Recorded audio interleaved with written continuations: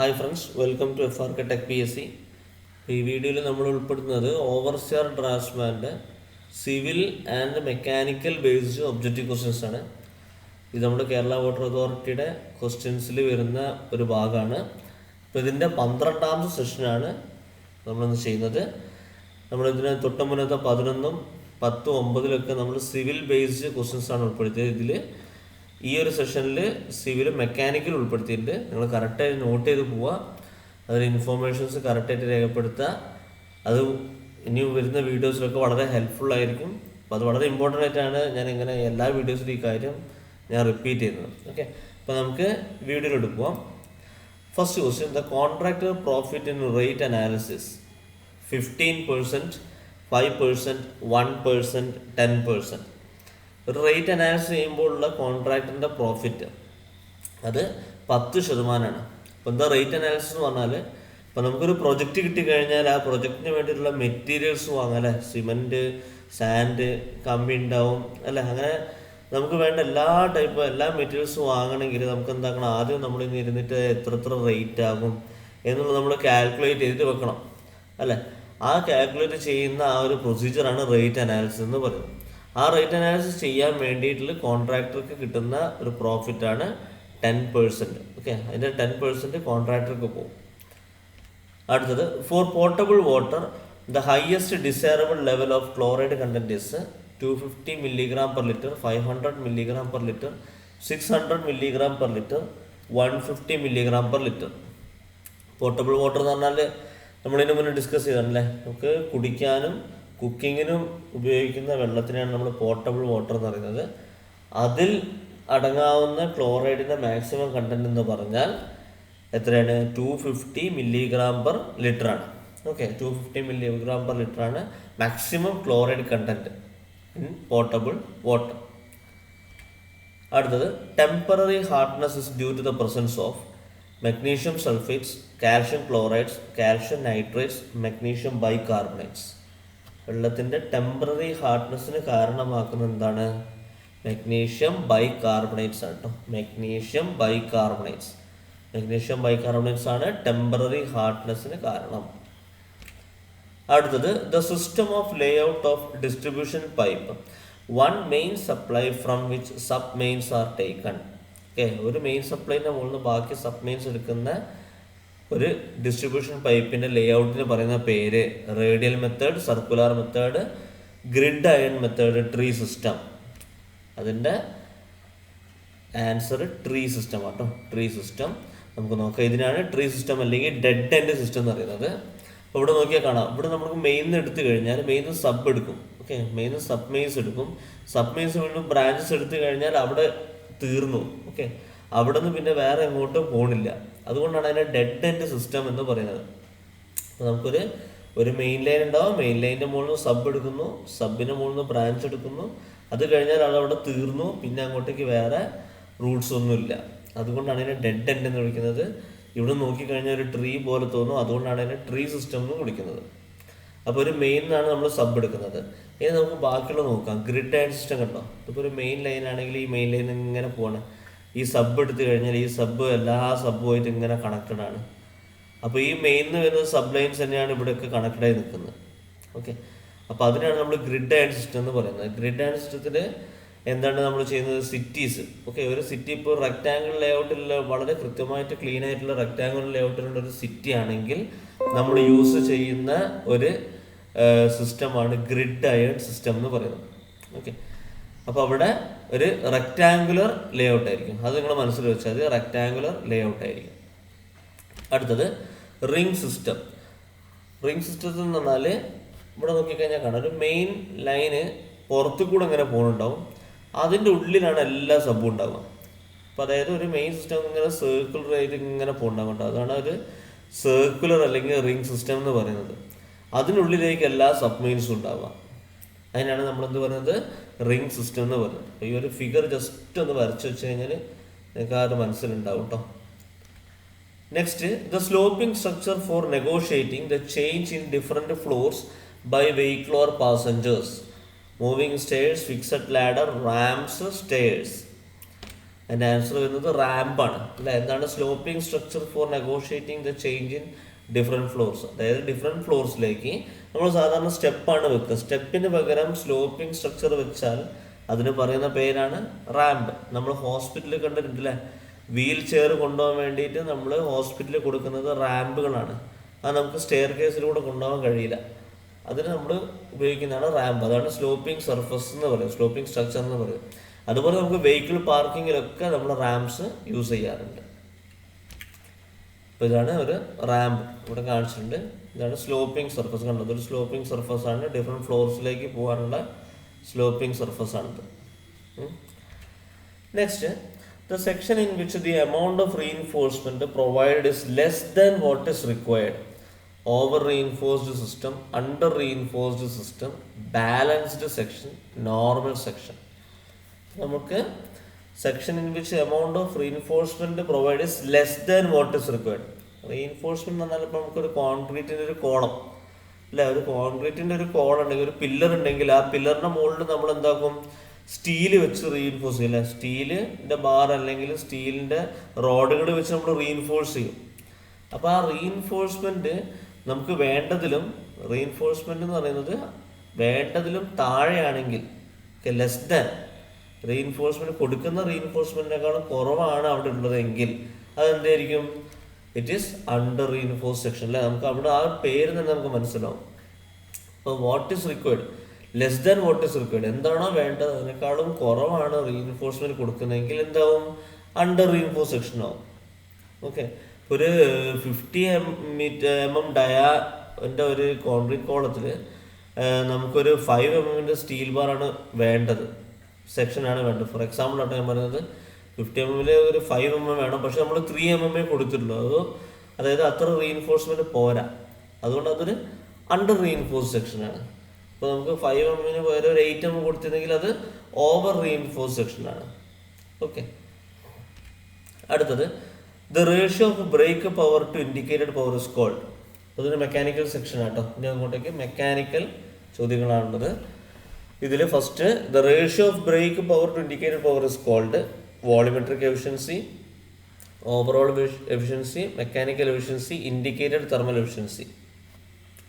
Break പവറിൻ്റെ ഇൻഡിക്കേറ്റഡ് പവറിൻ്റെ റേഷ്യോ നമ്മൾ വിളിക്കുന്ന പേരാണ് മെക്കാനിക്കൽ എഫിഷ്യൻസി. അതിൻ്റെ ഇക്വേഷൻ നിങ്ങളൊന്ന് നോട്ട് ചെയ്ത് വെക്കുക. ഓക്കെ, ഇത് ഈറ്റ എന്നാണ് വിളിക്കട്ടോ. ഈറ്റ എന്നാൽ എഫിഷ്യൻസീനെ ഡിനോട്ട് ചെയ്യുന്ന ഒരു ലെറ്ററാണ് ഈറ്റ. ഈറ്റ മെക്കാനിക്കൽ, അതായത് mechanical efficiency equal to BP/IP, brake power by indicated power. Brake power എന്ന് പറഞ്ഞാൽ നോട്ട് ചെയ്ത് വെക്കുക കേട്ടോ, എഞ്ചിൻ്റെ ക്രാങ്ക് ഷാഫ്റ്റിൽ കിട്ടുന്ന പവർ. ഓക്കെ, എഞ്ചിൻ ഡെവലപ്പ് ചെയ്യുന്ന പവർ നമുക്ക് ലാസ്റ്റ് കിട്ടുന്ന പവർ ക്രാങ്ക് ഷാഫ്റ്റിലാണ്.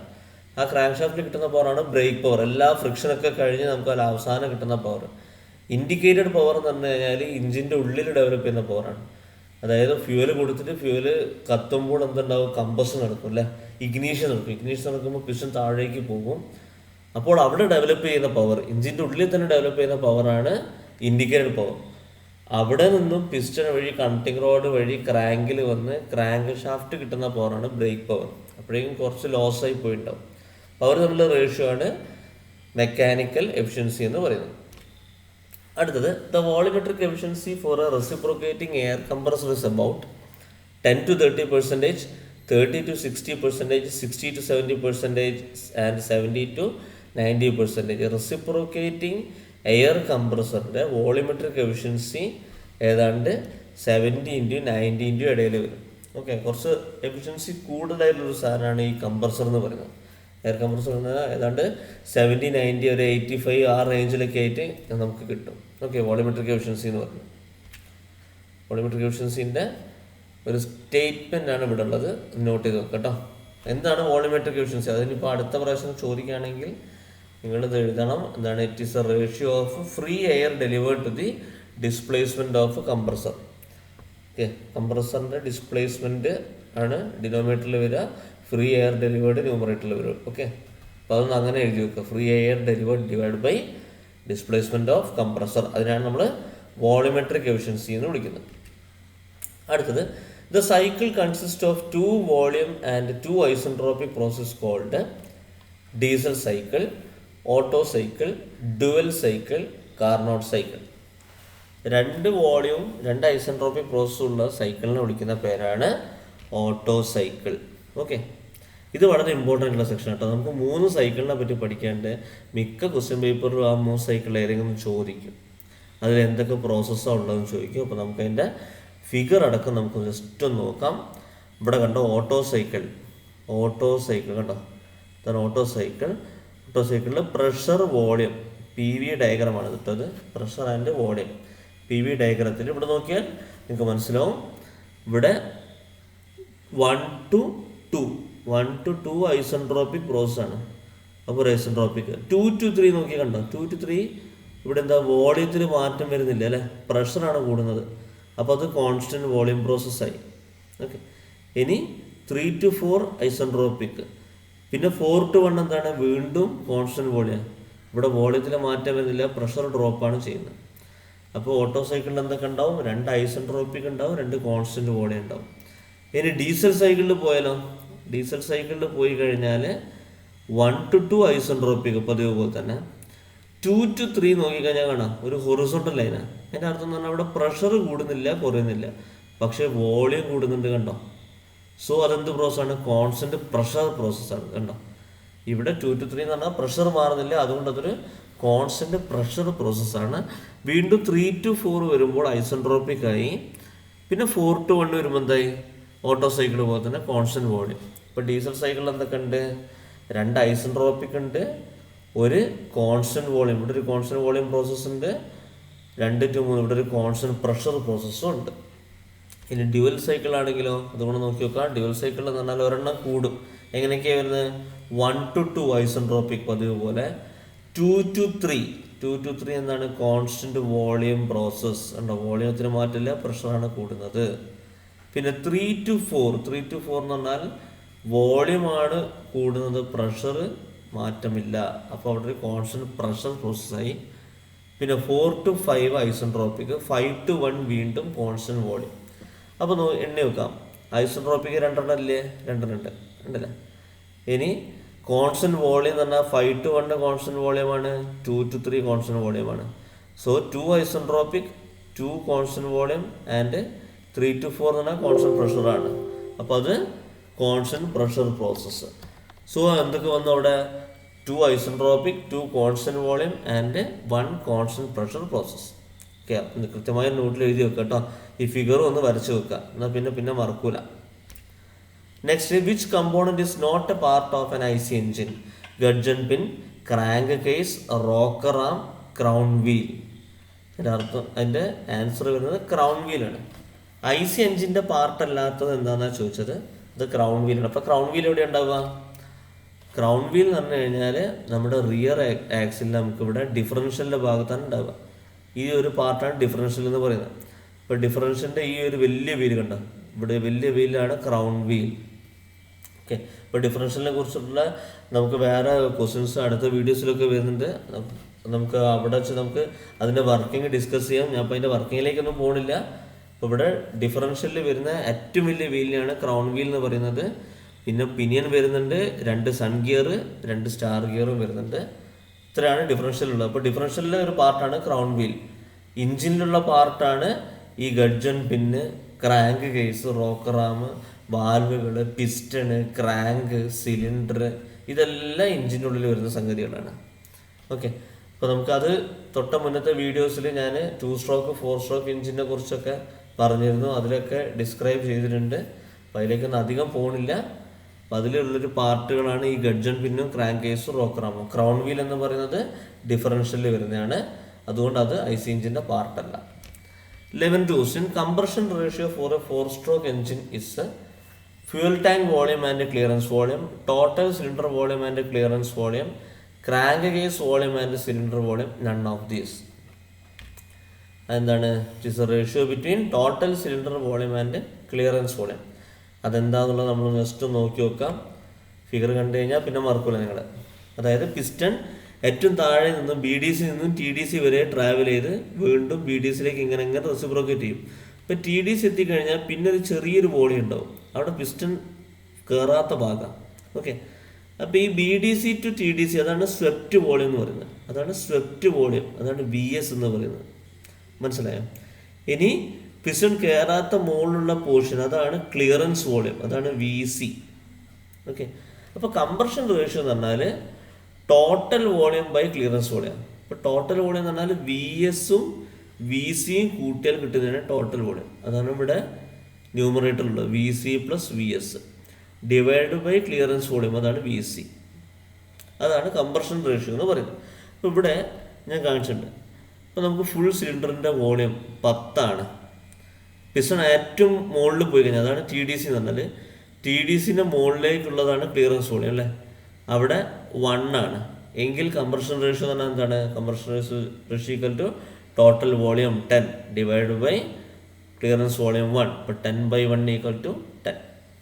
ഓക്കെ, അടുത്തത് thermostat valve is used in automobile engine to increase the volumetric efficiency, reduce friction, maintain the workability, temperature, reduce sound. Thermostat valve automobile എഞ്ചിനിൽ എവിടെ use ചെയ്യുക? നിങ്ങൾ കേട്ടിട്ടുണ്ടെങ്കിൽ, automobile എഞ്ചിനെ കുറിച്ച് കേട്ടിട്ടുണ്ടെങ്കിൽ തന്നെ നിങ്ങളുടെ മനസ്സിൽ വന്നിട്ടുണ്ടാവും അല്ലേ? തെർമോസ്റ്റാറ്റ് വാൽവ് എന്ന് പറഞ്ഞാൽ ടെമ്പറേച്ചറായിട്ട് എന്തോ ഒരു ലിങ്കുള്ള സംഭവം അല്ലേ? അപ്പോൾ എന്താണ് അതിൻ്റെ അർത്ഥം? Maintain the workability, temperature. റേഡിയേറ്ററിൻ്റെ ഒരു ഭാഗമായിട്ട്, റേഡിയേറ്ററിൻ്റെ ജസ്റ്റ് പുറത്തോ എക്സിറ്റിലോ എൻട്രൻസിലോ നമ്മൾ വെക്കുന്ന ഒരു സാധനമാണ് thermostat valve. Okay, thermostat valve ഇവിടെ കാണാം. ഇവിടെ ഒരു വാക്സ് തെർമോസ്റ്റാറ്റ്, അത് ഡിഫറെൻറ്റ് ടൈപ്പ് തെർമോസ്റ്റാറ്റുകളുണ്ട്. അതിൽ വാക്സ് തെർമോസ്റ്റാറ്റ് നിങ്ങൾ നോക്കണ്ട. ഈ തെർമോസ്റ്റാറ്റ് എന്ന് പറഞ്ഞ കമ്പോണൻറ്റ് കണ്ടോ, അപ്പോൾ റേഡിയേറ്ററിലേക്ക് വരുന്ന ഭാഗത്താണ് ഇപ്പോൾ ഇവിടെ വെച്ചിരിക്കുന്നത്. ഓക്കെ, അത് നമുക്ക് പോകുന്ന ഭാഗത്തായാലും അങ്ങനെയൊക്കെ വെക്കും, അത് ഡിഫറെൻറ്റ് പൊസിഷനിൽ നമുക്ക് വെക്കാം. അപ്പോൾ തെർമോസ്റ്റാറ്റ് എന്ന് പറഞ്ഞാൽ എന്താണ്? ആ ഒരു ഇഞ്ചിൻ്റെ ടെമ്പറേച്ചർ മെയിൻറ്റെയിൻ ചെയ്യുക എന്നുള്ളതാണ്. ഇഞ്ചിൻ്റെ ടെമ്പറേച്ചർ മെയിൻറ്റെയിൻ ചെയ്തിട്ട് ആ കൂളാൻറ്റിൻ്റെ ടെമ്പറേച്ചർ കണക്കാക്കി കൊണ്ടുപോവുക, അതാണ് തെർമോസ്റ്റാറ്റിൻ്റെ ജോലി. സോ ഇഞ്ചിൻ്റെയും റേഡിയേറ്ററിൻ്റെ ഇടയിൽ പ്രവർത്തിക്കുന്ന ഒരു സാധനമാണ് തെർമോസ്റ്റാറ്റ് എന്ന് പറയുന്നത്. അടുത്തത് screwed fastening comes under temporary fastening, semi permanent fastening, permanent fastening, loose fastening. Screwed fastening എന്ന് പറഞ്ഞാൽ എന്താണ്? It is a temporary fastening അല്ലേ? എന്തൊക്കെയാണ് ടെമ്പററി ഫാസ്റ്റനിങ് നോക്കാം. ഇതാണ് നോൺ പെർമനൻറ്റ് ഫാസ്റ്റനേഴ്സ്, അതാണ് ടെമ്പററിനെ കൊണ്ട് ഉദ്ദേശിക്കുന്നത് കേട്ടോ. നോൺ പെർമനൻറ്റ് ഫാസ്റ്റനേഴ്സിനാണ് ടെമ്പററിനെ കൊണ്ട് ഉദ്ദേശിക്കുന്നത്. അവിടെ സ്ക്രൂ വരുന്നുണ്ട്, ബോൾട്ട് നട്ട് വരുന്നുണ്ട്, സ്റ്റഡ് നട്ട് വരുന്നുണ്ട്. അതായത് നമുക്ക് ഊരിയെടുക്കാൻ കഴിയും. അപ്പോൾ 2 പ്ലേറ്റുകൾ നമ്മൾ ജോയിൻ ചെയ്യുന്നതിനാണ് നമ്മൾ temporary and permanent fastenings use ചെയ്യുന്നത്. 2 പ്ലേറ്റ് ജോയിൻ ചെയ്യാൻ. ഇപ്പോൾ 2 പ്ലേറ്റിൽ നമുക്ക് ഹോൾഡ് ചെയ്തിട്ട് അവിടെ നട്ടും ബോൾട്ടിട്ട് കുടുക്കി കഴിഞ്ഞാൽ നമുക്ക് വേണ്ട സമയത്ത് ഡിസ്പാൻഡിൽ ചെയ്യേണ്ട സമയത്ത് നമുക്ക് എന്താക്കാം? ഈ നട്ടും ബോൾട്ട് ഊരിക്കഴിഞ്ഞാൽ നമുക്ക് 2 പാർട്ടാക്കിയിട്ട് എടുക്കാം. വീണ്ടും അതേ നട്ടും ബോൾട്ട് തന്നെ നമുക്ക് ഇടുകയും ചെയ്യാം. അതായത് നമുക്ക് ആ ഫാസ്റ്റനറിനെ നമ്മൾ എന്ത് ചെയ്യാതെ, നമ്മൾ ഡിസ്ട്രോയ് ചെയ്യാതെ നമുക്ക് ഡിസ്മാൻഡിൽ ചെയ്യാൻ കഴിയുന്നതിനാണ് എന്ത് പറയുന്നത്? ടെമ്പററി ഫാസ്റ്റനർ എന്ന് പറയുന്നത്. ഇപ്പോൾ ബോൾട്ട് നട്ടിനൊക്കെ നമ്മൾ ഡിസ്ട്രോയ് ചെയ്യുന്നില്ല, നമ്മൾ ജസ്റ്റ് ഡിസ്മാൻഡിൽ ചെയ്യുന്നു, തിരിച്ച് അതേ ബോൾട്ട് നട്ട് ഇട്ട് കൊടുക്കുന്നു. പെർമനൻറ്റ് ഫാസ്റ്റനേഴ്സ് പറഞ്ഞാൽ എന്താ? വെൽഡിങ്, ബോണ്ടിങ്, പശ വെച്ച് ഒട്ടിക്കുന്ന സാധനങ്ങൾ, അതുപോലെ അതിൽ ബ്രേസിങ് വരുന്നുണ്ട്, സോൾഡറിങ് വരുന്നുണ്ട്, അതുപോലെ റിവറ്റ്. അപ്പോൾ ഈ വെൽഡിങ്ങും ഈ ബോണ്ടിങ്ങും റിവറ്റും വെച്ചിട്ട് നമ്മൾ 2 പ്ലേറ്റുകൾ നമ്മൾ ജോയിൻ ചെയ്ത് കഴിഞ്ഞാൽ നമുക്ക് എന്ത് ചെയ്യേണ്ടി വരും? ആ 2 പ്ലേറ്റിനെ നമുക്ക് വേർതിരിക്കണമെങ്കിൽ അതിൻ്റെ ഇടയിലുള്ള ഈ ഒരു ഫാസ്റ്റനേഴ്സിനെ നമുക്ക് ഡിസ്ട്രോയ് ചെയ്യേണ്ടി വരും. വെൽഡിങ് ആണെങ്കിൽ നമുക്ക് അതിനെ കട്ട് ചെയ്ത് കളയേണ്ടി വരും, അതേപോലെ റിവറ്റ് ആണെങ്കിൽ ആ റിവറ്റിന് നമുക്ക് പൊട്ടിച്ചെടുക്കേണ്ടി വരും. അങ്ങനെ അതിനാണ് നമ്മൾ പെർമനൻറ്റ് ഫാസ്റ്റനേഴ്സ് ഉദ്ദേശിക്കുന്നത്.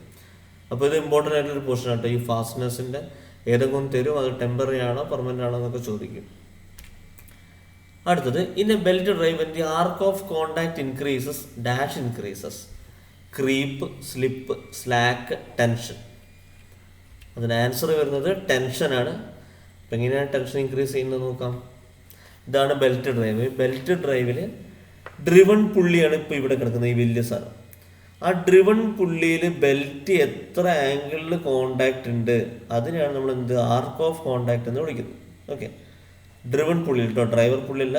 ഡ്രിവൺ പുള്ളിയിൽ എത്രമാത്രം ബെൽറ്റ് പുള്ളിയായിട്ട് കോണ്ടാക്ട് ഉണ്ട്, എത്ര ഡിഗ്രിയിൽ ഈ ഒരു ബെൽറ്റ് പുള്ളിയായിട്ട് കോണ്ടാക്ട് ഉണ്ട്, അതാണ് ആർക്ക് ഓഫ് കോണ്ടാക്ട് എന്ന് വിളിക്കുന്നത്. അപ്പോൾ ആർക്ക് ഓഫ് കോണ്ടാക്ട് കൂടിക്കഴിഞ്ഞാൽ എന്താണ് കൂടുക? ഇതിൻ്റെ അവൈലബിൾ ടെൻഷൻ കൂടുക കണ്ടോ. ടൈറ്റ് സൈഡ്, സ്ലാക്ക് സൈഡ് കണ്ടോ. അപ്പോൾ നമുക്ക് ഇവിടെ എന്താണെന്ന് വെച്ചാൽ ഈ ആർക്ക് ഓഫ് കോണ്ടാക്ട് കൂട്ടാൻ വേണ്ടിയിട്ട് നമ്മൾ ഇവിടെ ഇടയിലൊരു പുള്ളി വേണമെങ്കിൽ വെച്ചു കൊടുക്കും. അതിനാണ് ജോക്കി പുള്ളി എന്ന് പറയുന്നത് കേട്ടോ. അതും കൂടെ ഒന്ന് നോട്ട് ചെയ്ത് വെക്കുക. അപ്പോൾ നമുക്കിത് ഈ ഒരു ബെൽറ്റ് ലൂസായി പോയാൽ എന്താവും, ആർക്ക് ഓഫ് കോണ്ടാക്ട് കുറയും, അപ്പോൾ ടെൻഷൻ കുറയും. അപ്പോൾ നമ്മൾ എന്ത് ചെയ്യും, ഇതിൻ്റെ ഇടയിൽ നമ്മളൊരു പുള്ളി വെച്ച് കൊടുക്കും. അപ്പോൾ ഈ ഒരു സ്ലാക്ക് സൈഡിൽ ഒരു പുള്ളി ഇടയിൽ നമ്മൾ വെച്ച് കൊടുക്കും. അപ്പോൾ എന്താവും, ആർക്ക് ഓഫ് കോണ്ടാക്ട് കൂടും, അപ്പോൾ ടെൻഷൻ കൂടും. അതിനാണ് ആ പുള്ളീനാണ് നമ്മൾ ജോക്കി പുള്ളി എന്ന് വിളിക്കുന്നത് കേട്ടോ. അതും കൂടെ വേണമെങ്കിൽ നോട്ട് ചെയ്ത് വെക്കാം, ജോക്കി പുള്ളി കേട്ടോ. അതാണ് ടെൻഷൻ കൂട്ടാൻ വേണ്ടിയിട്ട് നമ്മൾ ബെൽറ്റ് ഡ്രൈവിൽ യൂസ് ചെയ്യുന്നതാണ് jockey pulley. Last question, essential part of a centrifugal pump. Foot valve, casing, priming valve, impeller. Centrifugal പമ്പിൻ്റെ ഏറ്റവും എസെൻഷ്യൽ ആയിട്ടുള്ള പാർട്ട് ഏതാണ്? ഇമ്പല്ലർ അല്ലേ. സെൻട്രിഫ്യൂഗൽ പമ്പിൽ ആകെ ഒരു റൊട്ടേറ്റിംഗ് എലമെൻറ്റേ ഉള്ളൂ, അത് ഇമ്പല്ലറാണ്. ഇമ്പല്ലർ റൊട്ടേറ്റ് ചെയ്യുമ്പോഴാണ് പ്രഷർ ഡിഫറൻസ് വരുന്നത്, വെള്ളത്തിനെ ക്യാരി ചെയ്യുന്നത്, ആ വെള്ളത്തിന് കൈനറ്റിക് എനർജി കൊടുക്കുന്നത് എല്ലാം ഇമ്പല്ലറാണ്. അപ്പോൾ നമുക്ക് ഈ ഒരു ഫിഗർ കണ്ടാൽ മനസ്സിലാവും. ഇതാണ് ഒരു സെൻട്രിഫ്യൂഗൽ പമ്പ്. ഇവിടെ നടുവിൽ കാണുന്ന സാധനമാണ് ഈ ഇമ്പല്ലർ എന്ന് പറയുന്നത്, വിത്ത് ബ്ലേഡ്. അപ്പോൾ ഇത് മോട്ടോർ ഓൺ ചെയ്ത് കഴിഞ്ഞാൽ ഇമ്പല്ലറാണ് റണ്ണാവുന്നത്. ഇമ്പല്ലർ റണ്ണാവുമ്പോൾ താഴെന്ന് നമുക്ക് വെള്ളം എന്താവും, വെള്ളം ഇതിൽ കൂടെ പ്രഷർ ഡിഫറൻസിലൂടെ ഈ വെള്ളം വലിച്ചെടുത്തിട്ട് ഉള്ളോട്ട് കൊണ്ടുവരും. അവിടെ ഇമ്പല്ലർ റൊട്ടേറ്റ് ചെയ്യുന്നതിനെ കൊണ്ട് ആ വെള്ളത്തിന് കൈനറ്റിക് എനർജി കിട്ടുന്നു. അതിവിടെ വെച്ചിട്ട് പ്രഷർ എനർജി ആയിട്ട് മാറി നേരെ മുകളിലോട്ട് പോവുകയാണ് ചെയ്യും. സോ സെൻട്രിഫ്യൂഗൽ പമ്പിൻ്റെ ഏറ്റവും ഇമ്പോർട്ടൻറ്റ് പാർട്ടാണ് ഇമ്പല്ലർ. ഓക്കെ, സോ ഇത്രയാണ് നമ്മളുടെ ഇന്നത്തെ ക്വസ്റ്റ്യൻസും ആൻസേഴ്സും അതിൻ്റെ ഇൻഫോർമേഷൻസും നിങ്ങൾ കൃത്യമായിട്ട് അത് നോട്ടിൽ മെയിൻറ്റെയിൻ ചെയ്തിട്ട് എഴുതി കൊണ്ടുപോവാം. നമുക്കിപ്പോൾ 12 സെഷൻ ആയിട്ടേ ഉള്ളൂ. നമുക്ക് നെക്സ്റ്റ് ജൂലൈ ലാസ്റ്റിലേക്കാണ് നമ്മൾ ഏതാണ്ട് ഈ എക്സാം ഷെഡ്യൂൾ ചെയ്തേക്കുന്നത്. PSC ഇപ്പോൾ അടുത്ത് ഒരു റീനോട്ടിഫിക്കേഷൻസും കാര്യങ്ങളൊക്കെ വന്നിട്ടുണ്ട്, ഡേറ്റൊക്കെ നമുക്ക് തന്നിട്ടുണ്ട്. ഇപ്പോൾ ജൂലൈ ലാസ്റ്റിലേക്കൊക്കെയാണ് ഈ എക്സാം പറഞ്ഞിരിക്കുന്നത്. അപ്പോൾ കൃത്യമായിട്ടുള്ള നല്ലൊരു ടൈം ടേബിൾ പ്രകാരം നിങ്ങൾ പഠിച്ചു പോവാം.